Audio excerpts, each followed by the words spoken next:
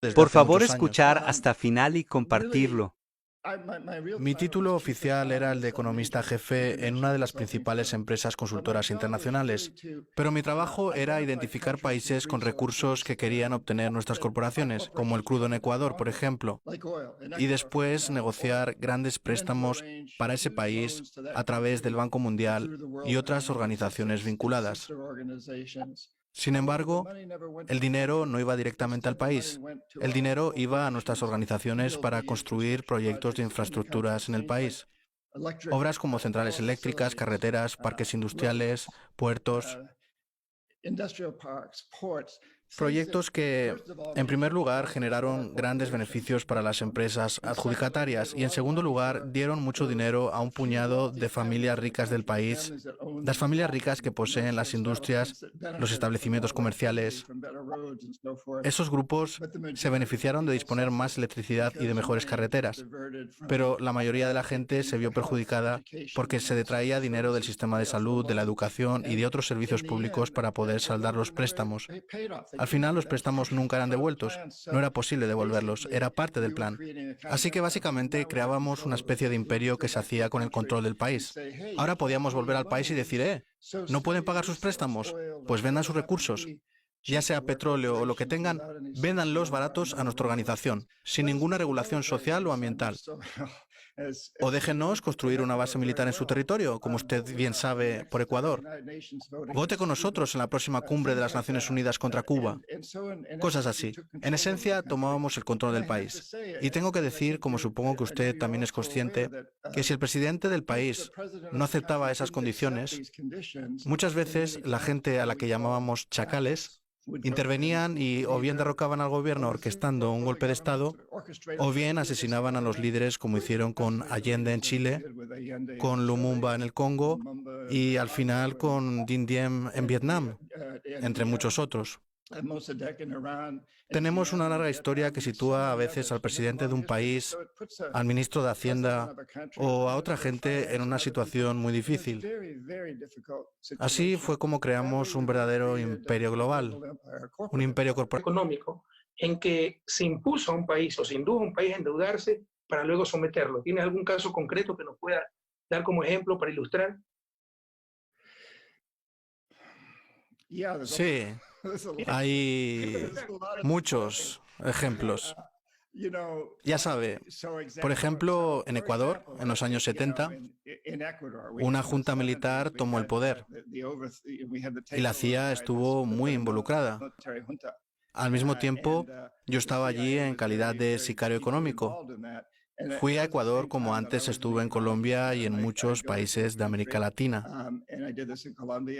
Básicamente yendo a visitar a presidentes que, de hecho, en muchas ocasiones eran dictadores militares que sabían que en gran parte debían su seguridad al apoyo de la CIA.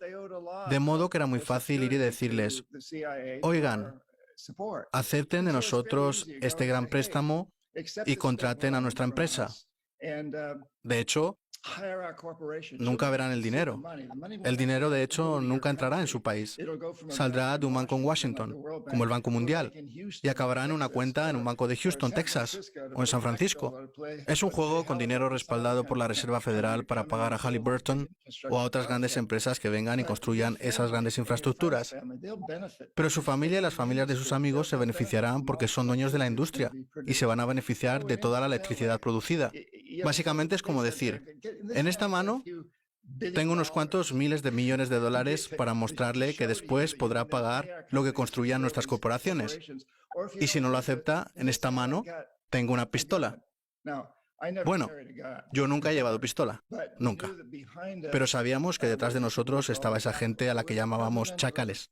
Así pues, si el presidente o el ministro de Hacienda no aceptaban esos tratos, no conseguían nuestro apoyo. Tal vez no fueran eliminados, dependía de quiénes eran. Pero si eran una junta militar colocada en un puesto con nuestra ayuda, dejábamos de apoyarles. Y probablemente eso significara la derrota para ellos. Había una cantidad enorme de poder en juego. Esa era la regla general, pero hubo dos grandes excepciones en América Latina.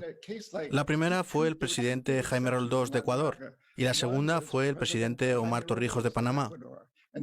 Ambos se resistieron. Ambos, a mi parecer, eran nacionalistas convencidos. Los llamábamos comunistas, pero no eran comunistas, eran socialistas. Pero antes que nada eran nacionalistas y se negaron a entrar en ese juego.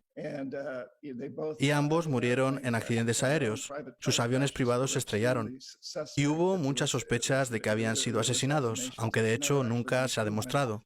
Pero hay muchos indicios de que fueron eliminados y antes había todas las razones para creer que serían eliminados.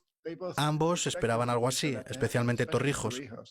Su avión se estrelló 2 meses después de que se estrellara el del presidente. Esta idea del asesinato de la reputación en realidad lleva mucho tiempo existiendo. Si nos fijamos en el movimiento para quitarle a Allende la presidencia de Chile, se trataba de una campaña realmente fuerte lanzada desde Estados Unidos para demostrar que era comunista, que era un títere de Rusia, lo cual no era cierto en absoluto.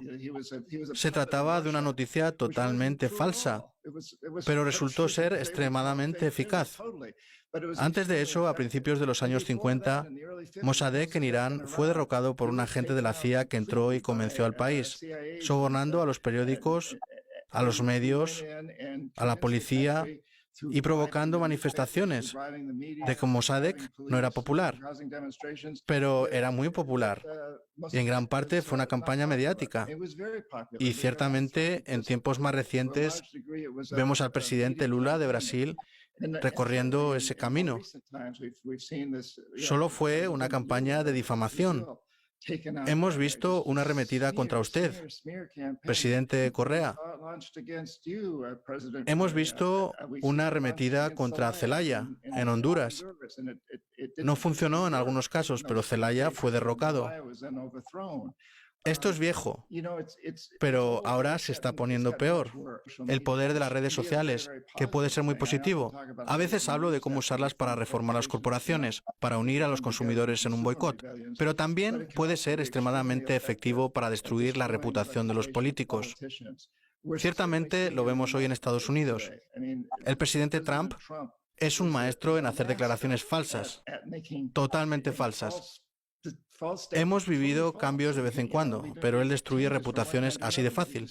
Lo intenta y a menudo lo consigue. Recurso infinito.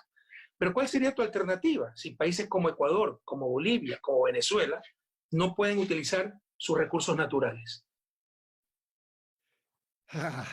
Usted ha tocado un tema muy interesante. Sí. En cierto modo, mi trabajo, tal como yo lo veo, es ser una voz controversial. Es ser alguien... A ver, primera son los derechos de la naturaleza que otorga la nueva constitución del país. Derechos iguales a los derechos humanos. Y la segunda es la política del buen vivir, que de hecho es la economía de la vida. Siempre que debemos ayudar a la gente pobre, a la gente que pasa hambre, que no tiene agua, electricidad. Estoy totalmente de acuerdo. Yo creo que la mejor solución para eso es igualar las cosas. Si en vez de maximizar los beneficios a corto plazo, nos guiamos por el propósito de pagarles una tasa de rendimiento decente a los inversores que invierten en algo que aumente los beneficios a largo plazo para la gente y la naturaleza,